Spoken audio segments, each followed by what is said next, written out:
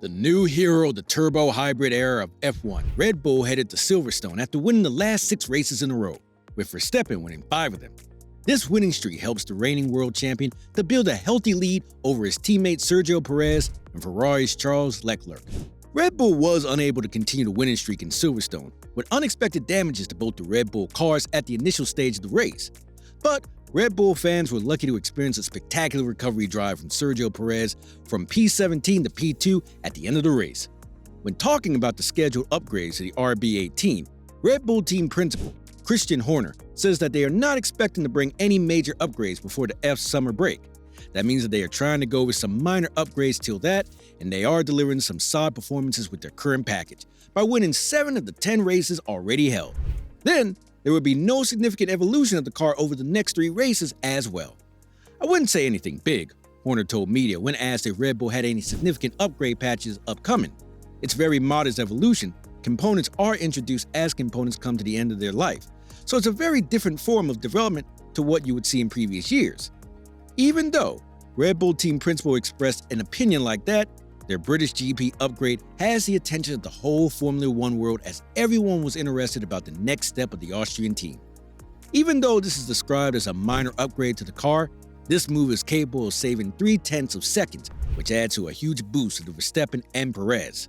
As reported by the magazine Corriere dello Sport, British GP upgrade has involved in shaving 5 kilograms off the car at Silverstone. Last time they tried to reduce the weight of the car was during Spanish GP, which caused some unexpected issues. Championship leader Verstappen faced a DRS malfunctioning in Barcelona, which was aggravated due to the upgrades made targeting the race weekend. Red Bull chief engineer Paul Monaghan hinted the team may have cut too many corners in trying to slim down the RB18 at the time. Monaghan said, "Our DRS problem was self-inflicted. I think if we are honest, so now we've learned our rather painful lessons. I'm confident, much happier based upon what we learned coming out of Spain. I suppose the galling part of the lesson we had to be handed on a silver platter, so yeah, take that one on the chin and move on," he added further. Therefore, they had to be extra careful this time in shaving the mass of the car, but it seems to be successful this time as both the RB18 were capable of completing the race without any issue at a greater pace compared to their rivals. Upgrades related to the weight reduction of RB18 are said to cost around 1.7 million euros according to the reports. That means they have spent 212,000 euros per kilogram to gain an advantage of 0.3 of a second over their rival teams. The most visually observable change was observed with the engine cover of the RB18, especially associated with the lower 3/4 area, linking the upper side pod to the cooling exit between the rear wing and the lower beam wing. This section has been highlighted, creating an almost shelf-like area and forming a channel between it and the downward ramp of the side pod. Milton Keynes-based outfit say this new design provides more cooling options for their RB18, enhancing their performance. With these new modification cooling sets have been repositioned just behind the cockpit further backward and over the newly modified shelf. Now the airflow that is downwashing above the top of the side pod's downward ramp appears to have a well-defined path, with the shelf effectively defining a tunnel. This modification increases the volume of cooling channels from the radiators to the rear outlet, resulting in an increase of the car's cooling capacity. But this is a very critical area of Formula One car that designers don't like to touch, as more cooling capacity results to reduce aerodynamic performance of a car. But Red Bull engineers have found an innovative way to improve both the cooling and aerodynamics of the car. The speed of the airflow above the ramp, which flows into the region between the rear wheel and diffuser, plays an important role here in energizing the airflow coming through that diffuser. This new tunnel route airflow directed over the side pod could well be helping accelerate that flow harder than before. Another most important upgrade is to the floor of the RB18 with a tongue-like vein with a cutout towards the rear of the exposed section of the floor. This is somewhat similar to the Ferrari's floor design upgrade, which introduces during the Spanish GP. Their next assignment is in the Red Bull Ring in Austria, which is the home country of energy drink giant Red Bull. This will be an important race as one of the spirit races of the 2022 F1 calendar will be held here.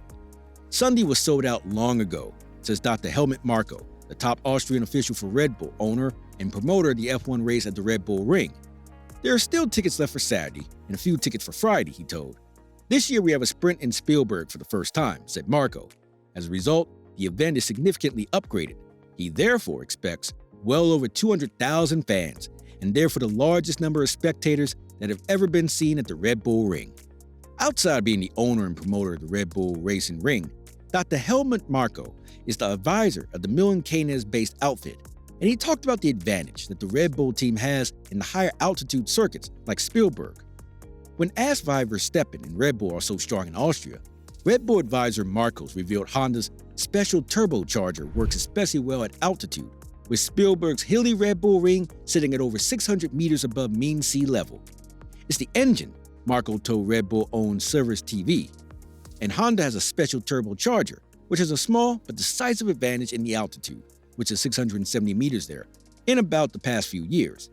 And that has also been very important for us. There we celebrate our first victory with the Honda engine. That was quite crucial for the corporation, and especially until 2025, that we can fall back on this power source. Even though Red Bull had introduced considerable upgrades to increase the performance of the car, they were in the mix with the Mercedes and Ferrari drivers in Silverstone. Therefore, they have to be extra careful in the upgrading races to maintain their dominancy. Outside of these upgrades, one key area that Red Bull needs to address is the reliability issues of the RB18. Verstappen failed to finish Bahrain and Australia Grand Prix with a problem in fuel line. Sergio Perez also has to face an early retirement during the Canadian GP due to a gearbox issue. Milton Keynes-based outfit should be more careful about this, as more retirements in the future will result to reduce their healthy lead over Ferrari. Red Bull are dominant throughout the first half of the season by winning 7 of the 10 races already completed. Huge upgrades are ready to be introduced after the summer break of F1.